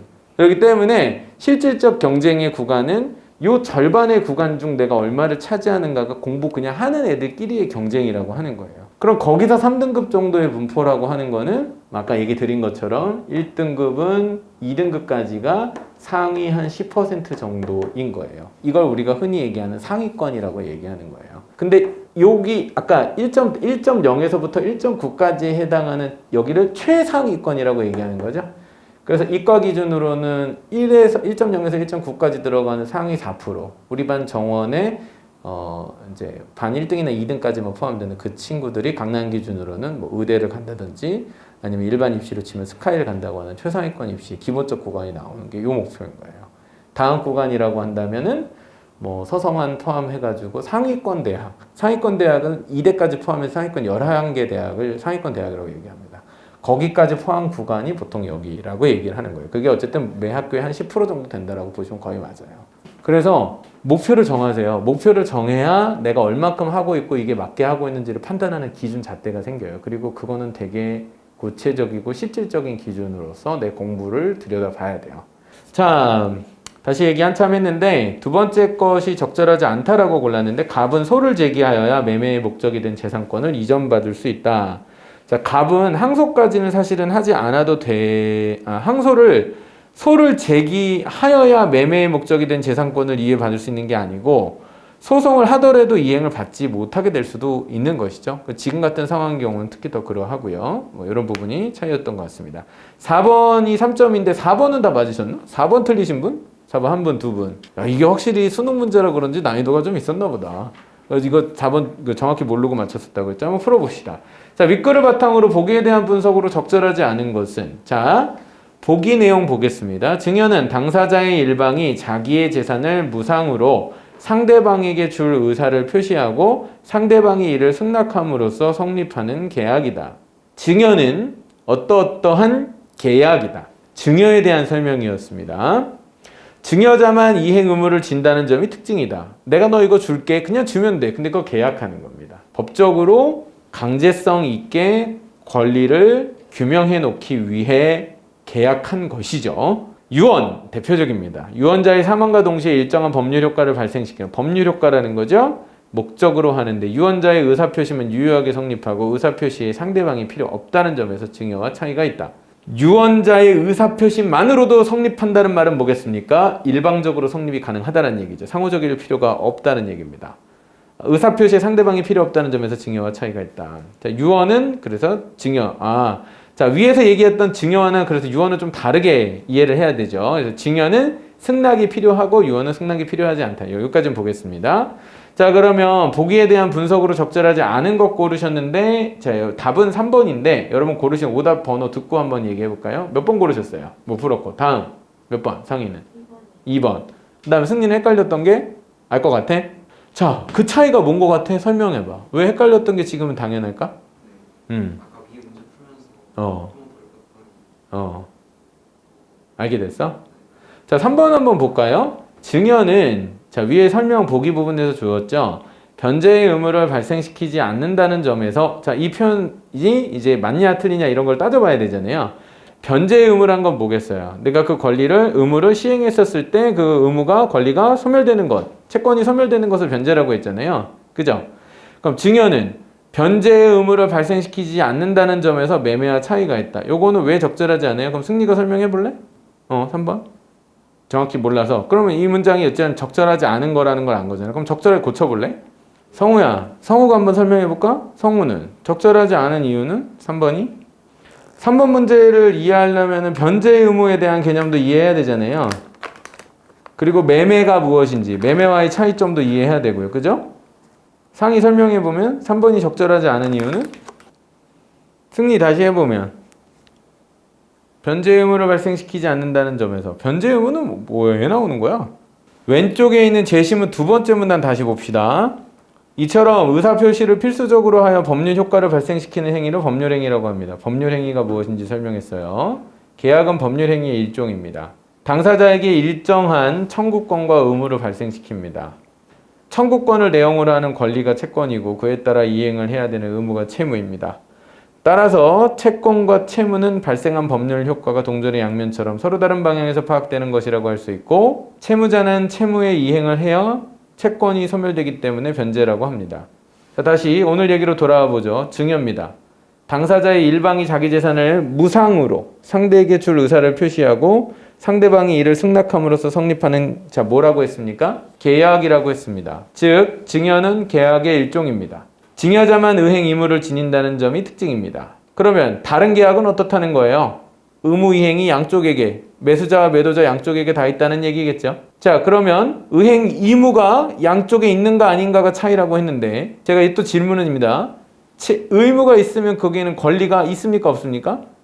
자, 그러면 지금의 경우에 증여의 경우 의무를 이행해야 돼. 내가 이거 너 줄게 라고 약속했습니다. 제가 성우한테 야 내가 다음 주에 내 거 아이폰 줄게 라고 약속하고 계약서 썼습니다. 의무가 저는 줘야 되죠. 권리가 있습니까 없습니까 지금? 너는 받을 권리가 있는 거니? 있습니까 없습니까? 있죠. 있죠. 그럼 뭐가 매매랑 다른 거죠? 원래는 상호 의무가 있어야 거래 행위죠. 너도 나한테 돈을 줘야 되고 즉 너는 나한테 돈을 줘야 될 의무가 있고 나는 돈을 받을 권리가 있고 나는 너한테 물건을 줘야 될 의무가 있고 너는 물건을 받을 권리가 있었던 거예요. 이게 아시겠습니까? 이게 상호적인 의무고 상호적인 권리였죠. 근데 증여의 특징은 뭐라고요? 그게 일방만 있다는 얘기잖아요. 그죠? 일방만 있다고 그랬지 의무 권리의 관계 자체가 없는 겁니까? 그건 아니죠. 의무 권리의 관계가 채권과 채무의 형태로 생기는 게 뭐라고 했어요? 계약이라고 했죠. 즉 증여가 계약이라는 말은 의무인 동시에 권리가 존재한다는 얘기입니다. 자, 그러면 변제에 대한 얘기를 해봅시다. 변제는 뭐라 그랬어요? 의무를 이행함으로써 뭐가 소멸되는? 권리가 소멸되는 이라고 했죠. 의무와 권리는 항상 따라 붙어야 되니까. 자, 문제로 돌아가 봅시다.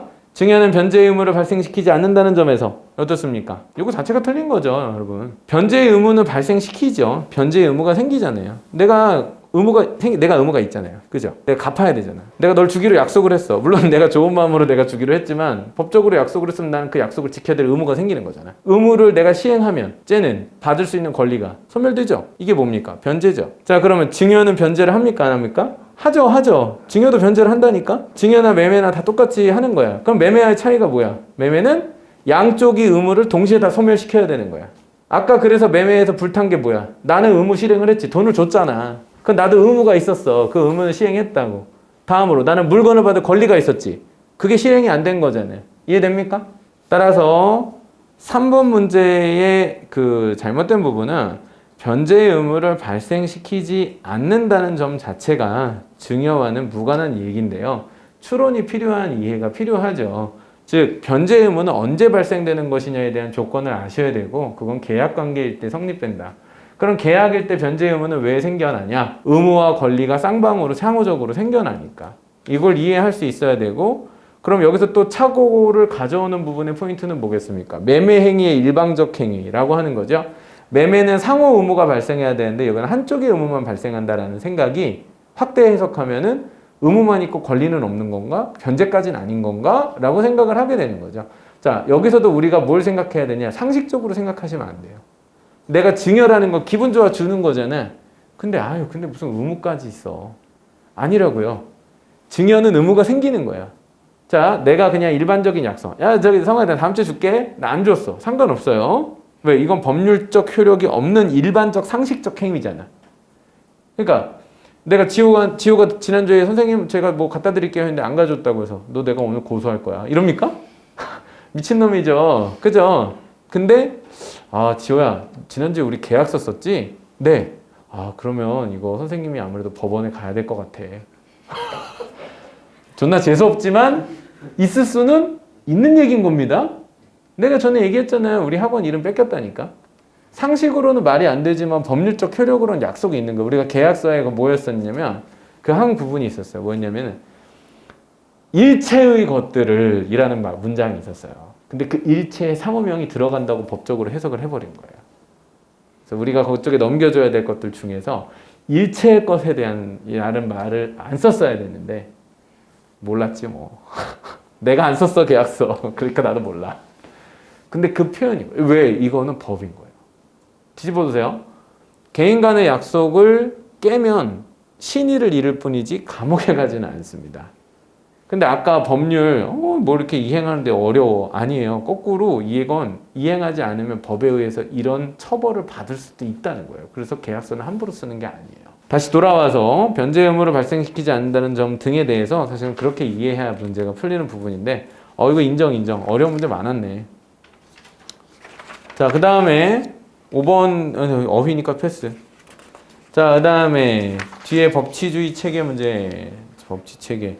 요거는 진짜 그렇게 어렵진 않던데. 이거 그냥 딱 푼 것만 딱 보고 하자. 1, 2, 3, 4번 중에 틀린 거 있는 사람 몇 번? 몇 번 틀렸어?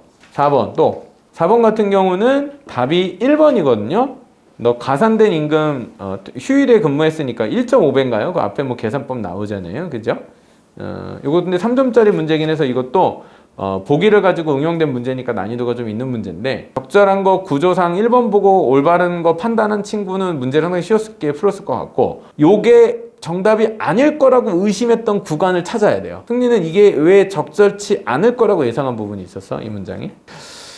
몇 번 골랐니? 답은 5번 골랐어. 사업주가 산업재해 보상에 가입되어 있지 않으므로 치료비를 보상받을 수 없다.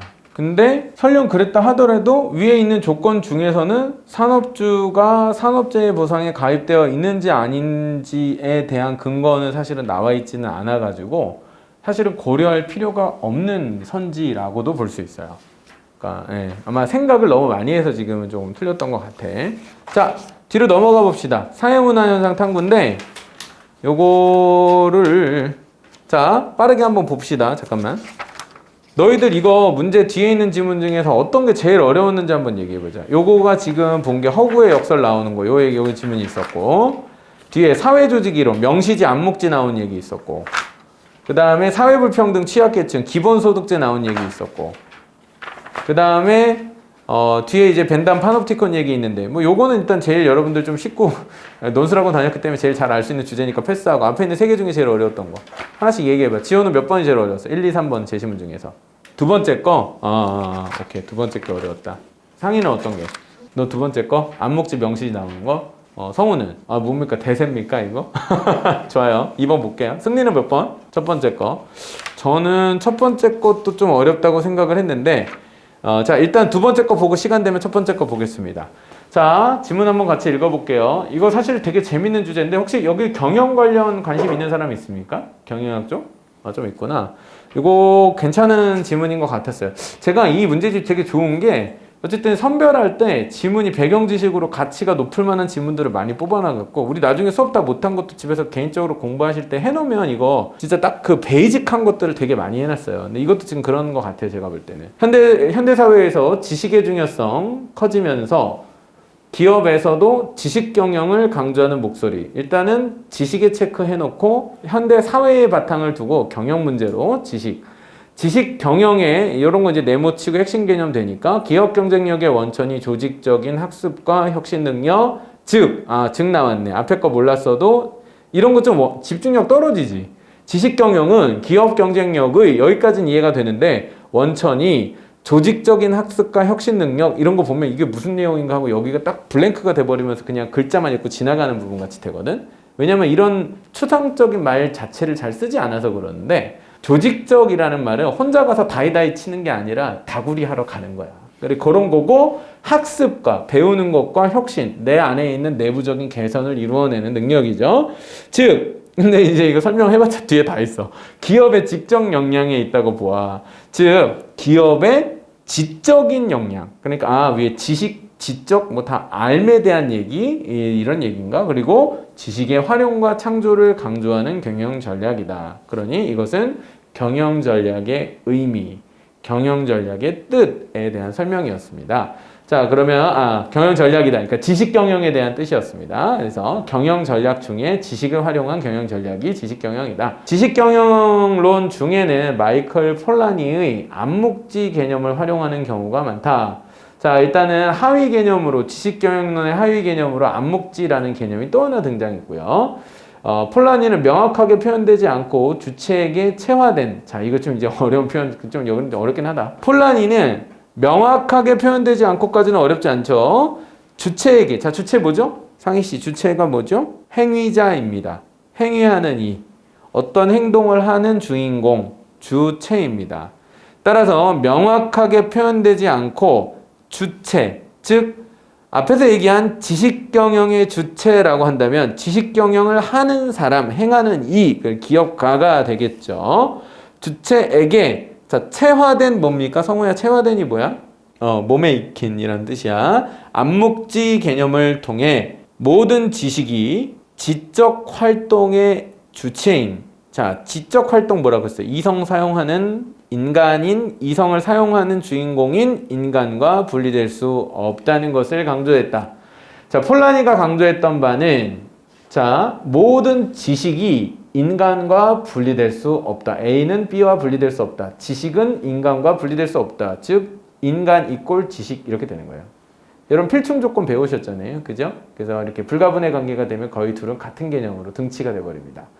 자, 그에 따르면 앞에 거 도약대 디딤돌 놓고 뒷내용 넘어가는 거니까 D가 결론에 가깝습니다. 우리의 일상적 지각뿐만 아니라 필요 없습니다. 지워버려도 되죠. 왜? 나데이 법비 구조에서는 항상 D만 알면 되거든요.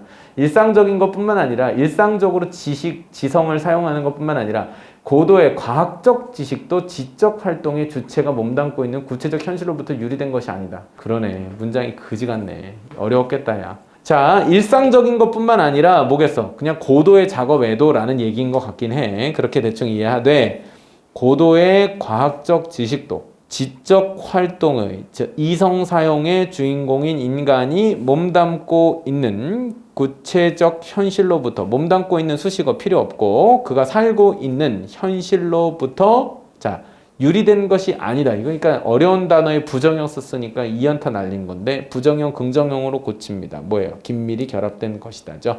앞문장과 똑같은 얘기입니다. 분리될 수가 없다는 얘기죠. 자, 지식과 인간은 분리될 수 없다. 일상 역시 그렇고 고도의 지식도 그렇다. 전문 영역도 그렇다는 얘기입니다. 어떤 지각 활동과 관찰, 추론 활동에도 즉 모든 경우에 우리 몸 관찰 도구 지적 수단 핵심은 지적 수단이죠. 항상 수반되고 그에 의해 이러한 활동이 암묵적으로 영향을 받는다. 암묵적인 거 계속 나오는데 암묵적 뭐예요? 겉으로 드러나지 않는 방식 얘기하는 거죠. 그래서 은연중에 영향을 받기 때문이다. 이유 얘기했네요. 자, 이런 문장 같은 경우에도 주장이 아니죠. 앞문장 뒷받침하는 거죠. 몰라도 상관없습니다. 요컨대 어려웠지? 내가 요약해 줄게. 글 쓴 사람도 미안한 거예요. 너 너무 심했던 것 같다. 요약은 해줘야겠다. 모든 지식에는 암묵적 요소들과 자, 지식입니다. 모든 지식인 암묵적 요소 그리고 그것을 하나로 통합하는 인간적 행위. 그럼 뭐예요? 지식과 인간이잖아요. 이 패턴은 계속 가는 겁니다. 가 전제되어 있다는 것이다. 뭐예요? 지식과 인간은 뗄래야 뗄 수가 없다는 거예요. 자, 다시 저를 잠깐 보세요. 여러분 이 얘기가 무슨 얘기냐면 여러분 지식과 정보는 암묵적일까요? 명시적일까요? 원래 암묵적일까요? 명시적일까요? 왜요? 왜 그렇게 생각해요? 암묵적인 걸 부정한다. 지금 암묵적인 걸 부정했나? 그렇지. 암묵적이라고 했잖아. 그 말이 지금 본인이 답 얘기한 거 아니야? 지식과 정보는 암묵적이라고? 여러분 저 잠깐 보세요. 명시적인 지식의 예를 하나 들어보세요. 명시적인 지식의 예. 여러분 이게 다 명시적인 지식이에요. 정보가 내 안에 있는 게 아니라 내 바깥에 끄집어 와서 여러분도 볼 수 있게끔 객관화되어 있잖아요. 이걸 명시지라고 하는 겁니다. 암묵지는 뭐예요? 우리 머릿속에 들어있는 모든 생각과 정보. 눈으로 보입니까? 제 머릿속에 뭐가 들어있어? 어마어마한 게 들어있어 얘들아. 알고 있어? 여기 어마어마한 게 들어있다고. 안 보이잖아. 암묵지라는 거예요. 모든 지식과 정보는 기본적으로 암묵지의 성격을 사실 가지고 있어요. 근데 그거를 끄집어낸 대표적인 명시의 사례가 사실은 글과 책이죠. 자, 다시 돌아와서 이 문장에서 마지막 문장 같은 게 요컨대에서 모든 지식에는 암묵적 요소들과 이를 하나로 통합하는 인간적 행위가 전제되어 있다는 말은 모든 지식은 기본적으로 암묵적 성격을 가지고 있으며 그것을 통합시키는 인간의 행위가 결부되어 있다는 얘기예요. 즉 크게 봤을 때 인간의 행위와 지식이 연결되어 있는 지식은 원래 어때요? 암묵적 성격이라니까요. 암묵적이라는 말은 굳이 없어도 여러분 모든 지식은 인간적 행위와 결부되어 있다고 봐도 다르지 않은 내용이 돼요. 왜? 그건 어차피 머릿속에 들어있는 내용이잖아요. 이 말은 무슨 얘기겠어요? 사람 머릿속에 담겨준 지식 아니고서는 지식은 따로 있을 공간이 없었던 게 원래 과거의 얘기인 거예요. 근데 이게 어떻게 바뀌어요? 우리 그 지식을 끄집어내서 뭘 할 수 있어요? 명료화를 할 수 있게 되죠. 즉 객관화, 책으로 정보를 데이터로 남기기 시작하잖아요. 그럼 나랑 분리되는 거죠. 인간과 분리된 지식이 나올 수 있게 된다는 얘기예요. 자, 그래서 기본적으로는 전제되어 있기로는 지식은 인간이 없으면 안 되고 또 인간이 인간답게 살아가기 위해서는 지식은 필연적으로. 그래서 그 둘은 항상 필연적으로 결부되어 있었다는 얘기를 여태까지 했습니다. 우리는 우리가 말할 수 있는 것보다 훨씬 더 많이 알고 있다. 그렇죠. 맞아요. 뭐예요? 선생님 그거 있죠. 그거. 여긴 있는데 이게 안 나오는 거예요. 명료화가 안 되는 거죠. 그래서 이런 유의 것들 다 드러나지 않는 지식이나 정보 따위를 우리는 다 암묵지라고 하고 폴라니는 자 보세요. 모든 지식은 암묵지에 기초하고 있다. 모든 지식이란 건 뭐겠어요? 명료한 명시지도 있고 암묵지도 있는데 사실은 다 암묵지에서부터 비롯돼서 만들어진 거예요. 처음엔 다 암묵지였다는 얘기예요. 그 얘기입니다. 다시 정리해 봅니다. 지식 경영론의 대표주자인 폴란이라는 사람이 밝힌 지식과 인간의 무엇에 대한 설명입니까? 관계에 대한 설명인데 오늘은 전체 주제가 지식이기 때문에 지식의 특성, 지식이 성립하기 위한 필수적 조건으로 누굴 제시했다? 지식이 존재하려면 뭐가 있어야 되냐고. 그렇지. 잘했어. 너가 요걸 대답했기 때문에 성공한 거야. 그게 똑똑해진 거야. 왜? 너 지금 머리를 써서 대답을 했잖아. 그 머리를 쓰는 작업이 계속 있어야 머리가 점점 좋아져. 자, 노나카 이쿠지로는 지식에 대한 폴라니의 탐구를 실용적으로 응용했답니다. 그럼 여기부터 응용 얘기구나. 좀 쉽겠네? 지식경영론을 펼칩니다. 본격적으로요. 폴라니의 암묵지를, 즉 겉으로 드러나지 않는 자기 머릿속에 있는 지식이죠. 신체 감각, 몸으로, 상상 속 이미지, 지적 관심. 자, 이거 객관적으로 표현하기 어려운 주관적. 여러분 이거 엄청 중요한 거 나왔습니다. 객관 주관 얘기 나왔잖아요. 주관 뭐라고 했어요? 겉으로 드러나는 외형이 없이 우리 생각과 사고 과정에서 인식될 수 있는 것들 따위를 우리 주관이라고 얘기를 했는데 넌 주관이 없다. 자기 생각이 없다는 거죠. 생각의 특성이 그런 것들이고 객관적으로 표현하기 어려운 것들이었다는 거죠. 당연한 얘기입니다. 또한 근데 명시지? 이건 좀 얘기가 달라지죠. 명시지는 뭐예요? 명료화된 거예요. 객관화된 것일 수 있어요. 명시지를 문서나 데이터베이스에 담긴 지식과 같이 자 보세요. 객관적이고 논리적인 형식으로 된 형식화된 지식이 뭐예요? 원래 형식이 아니었다는 거예요. 그 형식을 만든 지식이라는 얘기죠. 으로 파악하고 그건 뭐예요? 암묵지와 명시지를 뭐 했다는 거예요? 구분했다는 거죠.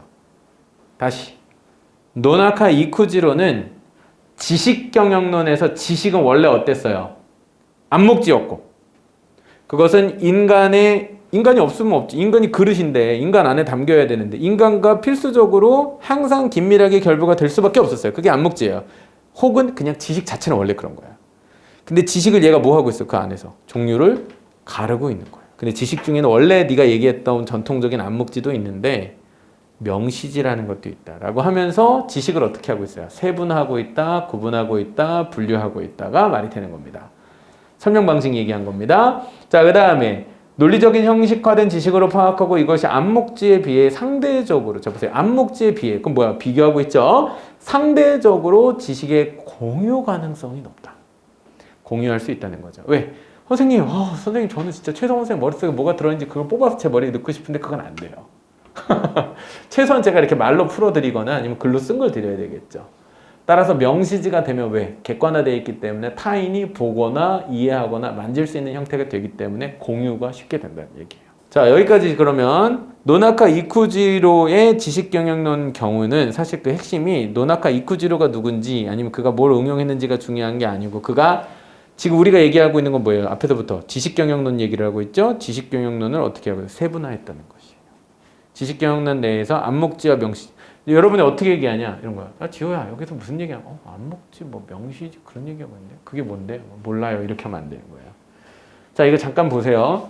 분류를 했을 때 이거 되게 중요한 거야. 여러분, 맥락을 놓치면 나가린 거예요. 맥락 잡는 게 구조독해의 아주 중요한 역할 중에 하나인데 구조독해라는 건 이런 거예요. 이 글이 처음에 지식 얘기했다가 지식 경영론 얘기했다가 지식 경영하면서 두 번째 문단에서 지식 성격 얘기했죠.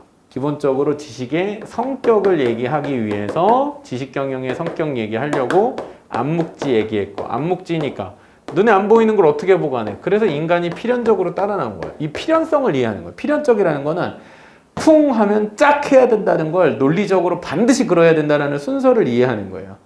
암묵지면 반드시 그럼 보관하려면 인간이 필요할 수밖에 없는데 자, 인간이 그럼 왜 필요하니? 그걸 담을 그릇이 없으니까요. 이건 암묵지의 성격밖에 없으니까요가 되는 거거든요.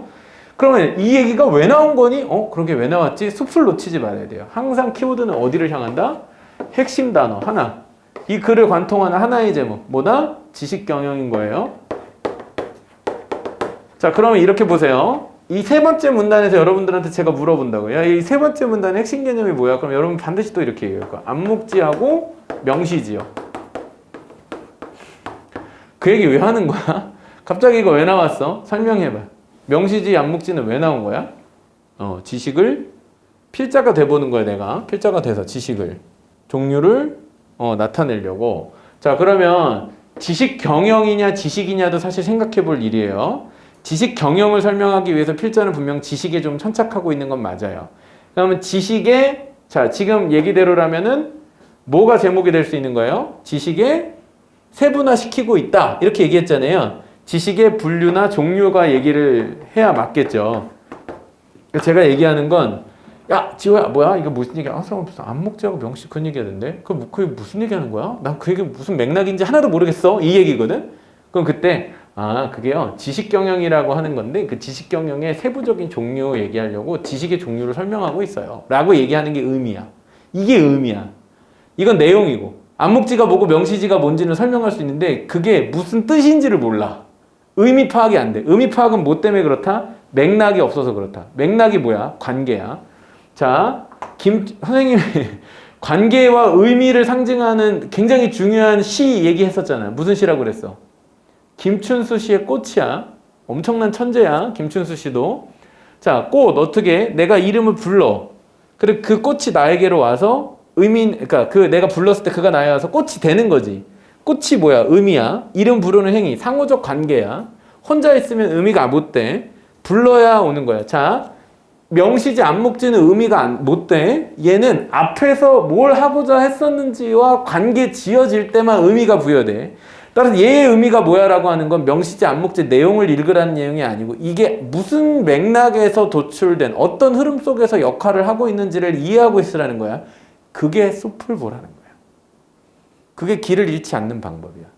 왜? 글에는 정보가 너무 많아. 봐봐. 여기에 세부 정보가 얼마나 많겠어. 여기도 다 있고 여기도 다 있고 여기도 다 있고 이런 지금 본 것보다도 지문이 더 긴데 그 지문을 읽으면서 머릿속에 다 넣지를 못한다니까. 그러니까 이게 무슨 얘기야 무슨 얘기야 무슨 얘기야 무슨 얘기야 무슨 얘기야 무슨 얘기야 무슨 얘기야 하고서 하나도 모르겠어가 되는 거야. 그게 맥락을 놓치는 거야. 맥락을 하려면 그래서 어떻게 해? 문단별로 갈무리를 반드시 해야 되고 문단별로 제목을 잡을 때는 그 내용을 다 설명하려고 하는 게 아니라 차라리 토픽, 무엇에 관해서 이야기하고 있는지 큰 그림을 잡고 그 큰 그림도 더 큰 그림, 전체 글의 화두인 지식경영 얘기하고 있다는 흐름과 초점, 포커스를 놓치지 않고 있어요. 이게 지금 무슨 얘기하다가 여기로 온 거지라고 하는 그 시작점을 놓치지 않고 있어야 돼요. 그래야 글이 읽히는 거야. 이렇게 얘기해드리는 이유는 이 글이 지금 어려웠다고 여러분들이 얘기를 하시는데 왜 그런 제가 지금 짐작컨대 문단마다 새로운 개념의 주제가 계속 등장하고 바뀌고 있어요. 아까 위쪽 가서도 암묵적 지식과 인간적 행위 얘기 나왔는데 이 얘기가 왜 나왔는지도 이해가 안 되고 그 왜가 이해가 안 되는 거야. 맥락이 이해가 안 된다는 거야. 갑자기 생뚱맞게 이 얘기 왜 나왔지? 그래서 갑자기 명시지 암묵제 나왔거든. 이것도 그럼 뭐야? 문단별로 머릿속에 다 조각조각 나버리는 거야. 글이. 그럼 그 얘기가 뭐야? 이해가 안 됐다는 거야. 자, 다시 첫 시간에 선생님이 얘기해줬던 글의 이해 원리를 생각해보면 하나의 글, 이걸 하나의 제시문 글로 이해하려면 문단들이 이해되고 문단들의 관계가 논리로서 이해가 돼야 글이 이해가 되는 거야. 근데 글이 이해가 안 된다는 건 뭐야? 내가 어느 지점에서 문단들의 연결 관계를 놓치기 시작한 거야. 그러니까 그 문단이 이해가 안 되기 시작하는 거야. 근데 대부분의 학생들은 그 문단을 이해 못하는 건 그 문단에 있는 전문 용어가 어려워서일 거라고 생각하고 있어. 그게 착오라는 거야. 수능에서 물어보는 혹은 나중에 리트 시험 등에서 넌 진짜 중요해. 넌 리트 나중에 봐야 되잖아. 리트는 더 어렵다고. 리트는 장난 아니야 진짜. 선생님도 보고 진짜 헉헉대. 너무너무 어렵거든. 근데 시간이 진짜 너무너무 없어. 근데 그걸 굉장히 빠르게 푸는 거는 거기 있는 용어를 다 알고서 풀라는 얘기가 절대 아니에요. 그렇게 풀 수 없어. 다시 돌아와 보면 흐름을 내가 놓치면 어려운 글일수록 어려운 글일수록 그럼 어떻게 읽어야 돼? 흐름으로 읽어야 돼. 어려운 글일수록 어려운 글을 이해 못하는 게 일반인 거야. 처음 들어보는 단어가 당연히 있는 거야. 자, 다시 그럼 이제 딱 다음 문단 넘어가 볼게요.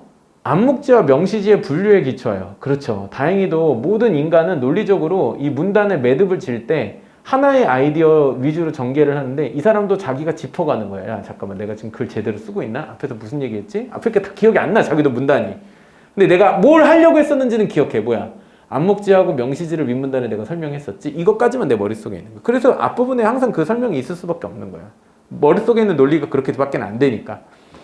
암묵지와 명시지의 분류. 그러면 그게 윗문단의 제목이었구나. 근데 아까 제가 얘기하지만 이 문단에 암묵지와 명시지의 분류라고 제목을 달아도 앞문단과의 맥락은 이해가 안 된다는 거예요. 저는 여기서 한 단계 더 원하는 건 뭐냐면 지식 경영의 세부 내용 혹은 지식의 종류에 대해 설명하려고 암묵지와 명시지의 분류가 나왔던 거구나를 이해하시라는 거예요. 여기까지가 좀 제가 요청드리는 부분이고요. 논학하는 개인, 집단, 조직 준수에 있어서는 지식 변환 과정을 4가지로 요거 이해하는 게 이제 중요한 포인트가 되는데 암묵지가 전달되어 타자의 암묵지로 변환되는 것은 요거 잘 이해해야 이따가 3번 문제 풀리니까 요건 좀 꼼꼼히 볼게요. 암묵지가 여러분 암묵지 이제 머릿속에 이미지 넣으셔야 됩니다. 명시지 아닙니다. 전달되어 이거 느낌 막 생각 이런 거예요. 타자의 암묵지로 변환되는 암묵지에서 암묵지로 바뀌는 겁니다. 이건 대면 접촉을 통한 모방과 개인의 숙련에 의해 이루어지는 것으로서 공동화라고 한다.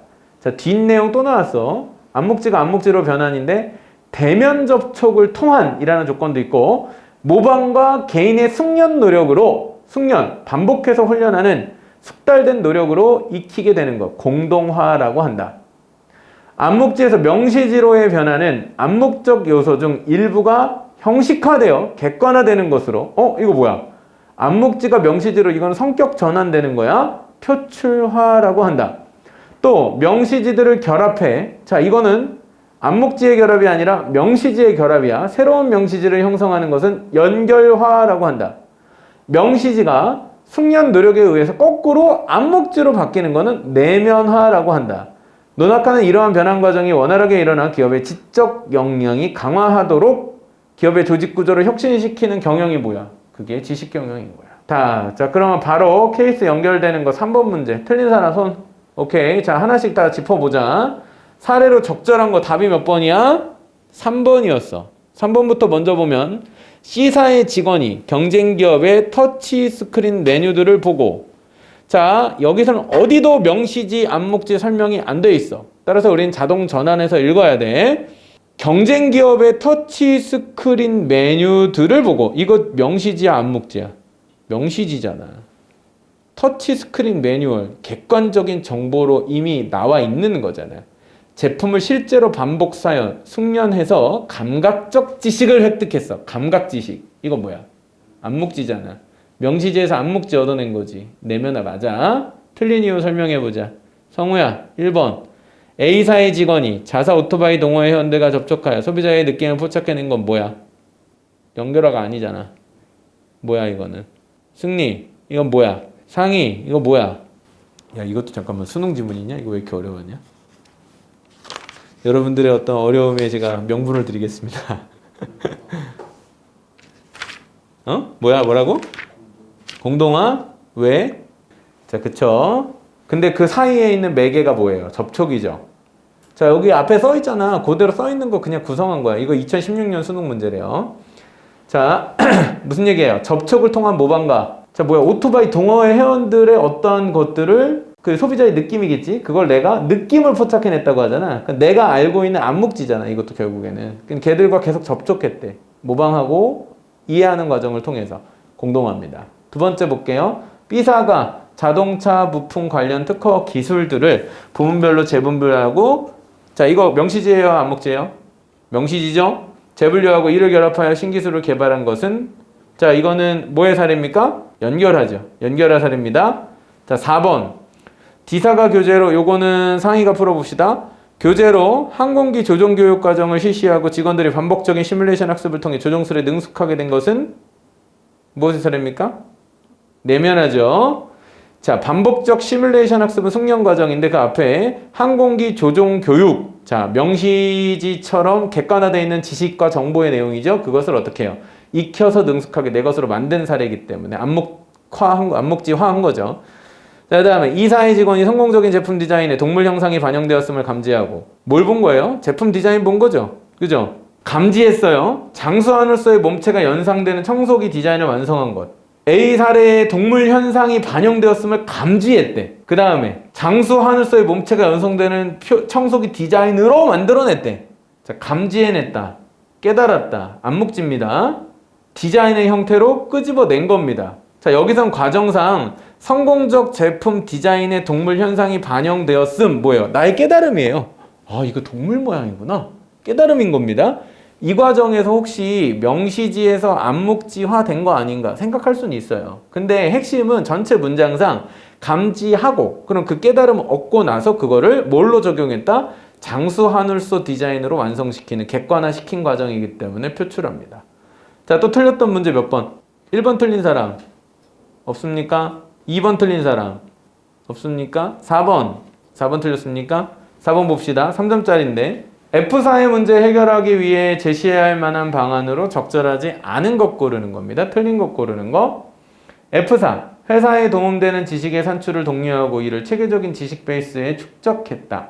보고서와 제안서 등의 가시적인 지식의 산출에 대해서는 이거 뭐예요? 명시지죠? 보상했지만 경험적 지식이나 창의적 아이디어 같은 무형의 지식, 이거 뭐야? 암묵지죠. 평가 및 보상 제도가 갖추어지지 않았다. 이렇게 되면 뭐가 문제가 돼요? 지식 경영을 할 수가 없게 된다는 얘기죠.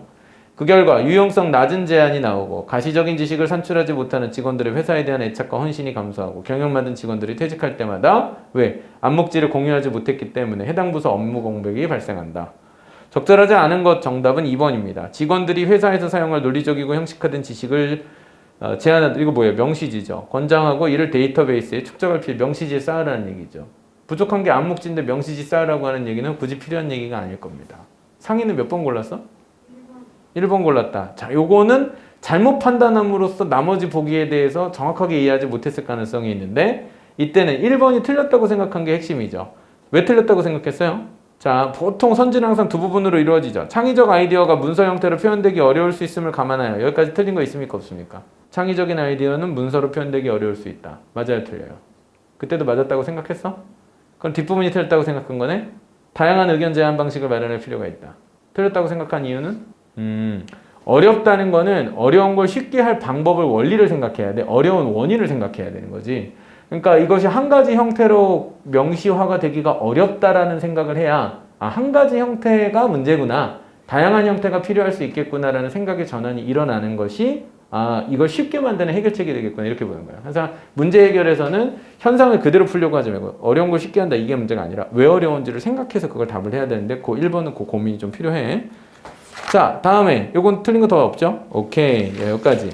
자, 나머지 부분도 물론 중요한 내용들 기본소득제 같은 것도 배경 지식으로 익혀놓으면 재밌는 부분이 있고요. 아마 여러분 틀린 것도 점검하실 의미도 있을 거라고 보는데 자, 어쨌든 뭐 이런 부분이 잘 푸셨을 거라고 생각합니다. 자, 숙제 내드릴게요. 자, 미술 회화 부분, 예술 부분 건너뛰고 과학 부분으로 넘어가서 자, 과학 부분의 166쪽부터 원래 물질까지 해야 되는데 여러분 과학 좋아합니까? 과학 싫어하는 사람? 과학 싫어하는 사람 손? 너 좀 싫어하니? 그래, 알았어. 5분까지 물리만 하자. 자, 여기 176쪽까지만 합니다. 176쪽까지. 대신에 빠작 나머지 문제는 다음 주에 답 맞출 거니까 안 푼 나머지 부분 빠작 다 풀어오세요. 자, 그럼 숙제는 두 가지 부분이 됩니다. 우리 교재는 166쪽부터 어디야? 176쪽까지 물리 파트까지 여러분 공부해 오시고요. 그 다음에 빠작 요거 남은 거 문제 다음 주엔 다 불러드릴 테니까 필요하신 분들 공부해 오시고 혹시 시간 안 되면 본 교재는 꼭 공부해 오세요. 자, 오늘 여기까지 수업하도록 하겠습니다.